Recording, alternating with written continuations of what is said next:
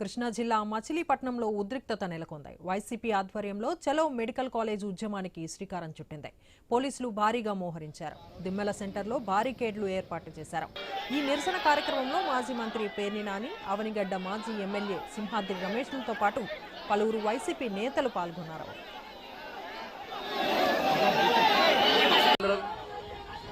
వెంటనే కాలువలను కోరుతున్నాను. పోలీసు వారి హెచ్చరిక పోలీసు పట్టిన తమ్ములో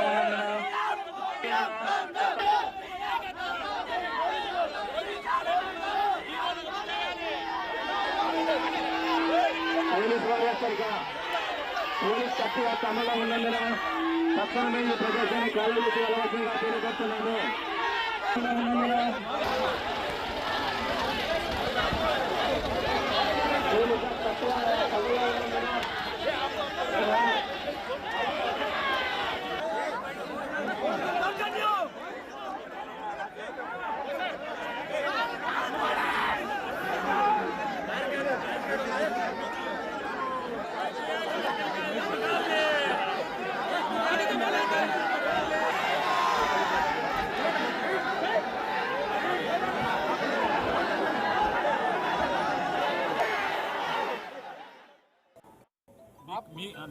ప్రజలకి మిస్గా వెళ్తుంది, మీకు కరెక్ట్ గా వెళ్ళిందిగా.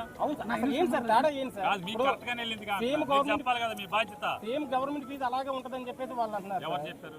వాళ్ళు అంటాం అంటే ఎవరు చెప్తారు? మేనేజ్మెంట్ కోటాని 40% వెళ్తుంది. ఎవరు చెప్పారంట? కూటమి వాళ్ళు చెప్తున్నారు సార్.